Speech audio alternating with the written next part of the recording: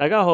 歡迎收睇有道火，我係青師。過多幾日咧就係端午節啦，咁同大家講下咧午時水嘅製作方法啦，同埋係佢嘅歷史係點樣嘅咧？以我所知咧，最早去記載午時水咧，就係《本草綱目水部》裏邊嘅，佢係咁樣提到嘅喎。佢話從5日嘅午時水，主治兒痼、瘧痢、瘡傷、金瘡、百蟲、蠱毒、諸單丸。由本草綱目咧，佢嘅原文我哋可以見到啦。喺端午節啦，5月初五重午之日咧，佢午時嘅水啦，就可以攞嚟咧係做藥丸嘅。藥丸咧就包括咗外敷同埋內服兩種嘅。關於內服嘅就包括係瘧痢啦，即係咧係肚屙啊、瘧疾啦，同埋咧係一啲咧蟲啊，譬如寄生蟲啊等等嘅。咁如果係外敷嘅話咧，就係俾蟲咬傷啊，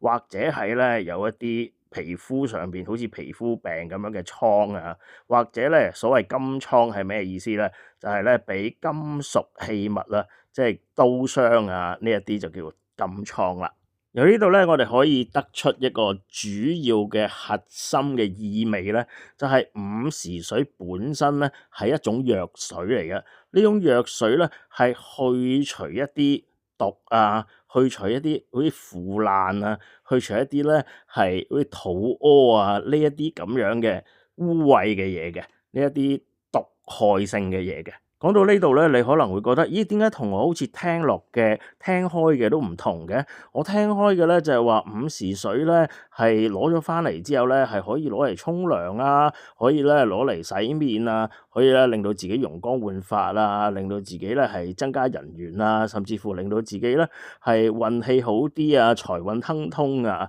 唔係一樣咧係增福嘅嘢嚟嘅咩？嗱，如果你有呢一個諗法嘅話咧，你其實就係撈亂咗另一樣嘢啦。嗰樣嘢咧就唔係午時水嚟嘅。如果我哋考證翻咧古代嘅經典，我哋就會知道啦。其實喺《歲時廣記》裏邊咧，呢一種端午節嘅時候啊，去沖涼嘅習俗咧係叫做沐井水。咁佢裏邊咧就講到話咧，喺5月5日午時嘅時候咧，如果你攞井花水嚟到沖涼嘅話咧，一年疫氣不侵啊！呢度咧，我哋留意翻 tricky 嘅地方喎，就係喺5月5日午時咧，係去沖涼，但係沖涼嘅水咧，就唔係喺午時嘅時候打上嚟嘅午時水，亦都係唔係咧喺午時嘅時候攞嚟曬嘅水喎，佢係用井花水嚟到沖涼啊！嗱，就咁睇咧，我哋現代人以為咧井花水嘅意思係咪打啲井水上嚟，再加啲花落去咧？好似而家咧嗰啲民間習俗嘅所謂咧沖午式花涼嗰一種咧，其實就唔係嘅。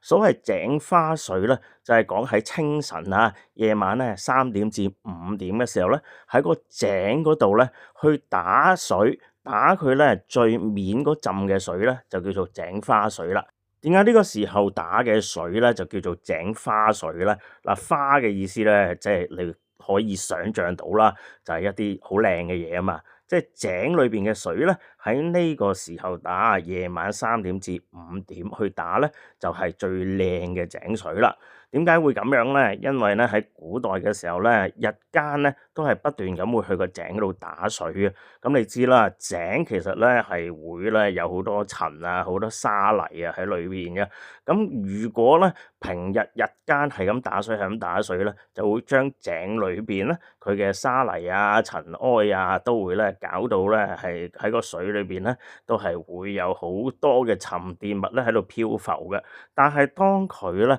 呢個井水咧係靜置咗喺度啦，透過一個夜晚啊，例如係古人咧係冇呢個嘅電燈噶嘛，所以佢哋好早就瞓覺噶啦。咁佢哋咧由夜晚8、9點咧，嗰啲井水開始咧係沉澱到半夜3至5點咧，5點差唔多佢哋就起身噶啦。喺嗰個清晨清淡嘅時候咧，佢哋去打嘅嗰個井水上高最頂嗰浸咧，就正正係最清澈嘅嗰一浸啦。所以咧喺5月5日午時咧，就係攞呢一啲咧預先喺夜晚半夜咧3至5點所打出嚟嘅井水面層頭一浸最清澈嘅部分，呢個井花水嚟到沖涼嘅話咧，古人就相信咧1年之內咧都係唔會患上瘟疫啦。咁呢度咧我哋可以留意啦，就係古時喺午時5月5日午時咧佢所沖嘅嗰啲沖涼令到自己咧係唔會病啊。呢一種咁樣嘅木井水咧，佢所用嘅水咧並唔係午時去打出嚟，或是係去曬製而成嘅所謂午時水喎。佢所用嘅咧其實係預先一晚咧喺嗰個夜晚裏邊咧所打出嚟咧清涼嘅井水嚟嘅。講到呢度咧，我哋就明白啦。其實關於端午節5月初五午時嘅水咧係有2種嘅。第一種水咧就係喺5月初五午時嘅時候咧所取嘅水，而喺嗰個時候取嘅水咧就喺當時當刻即係端午節嘅午時嘅時候咧，你攞嚟製造一啲瘧疾瘡傷金瘡百蟲蠱毒嘅丹丸嘅話咧，就會有嗰個驗效啦。咁所以咧，如果你係想製作午時水嘅話咧，你就喺5月初5日嘅午時咧，攞當時嘅水咧，然之後喺當時當刻咧去做你嘅藥丸咁做你嘅藥散做你嘅藥劑啦。咁呢一啲嘅藥丸、藥散、藥劑咧，都係針對住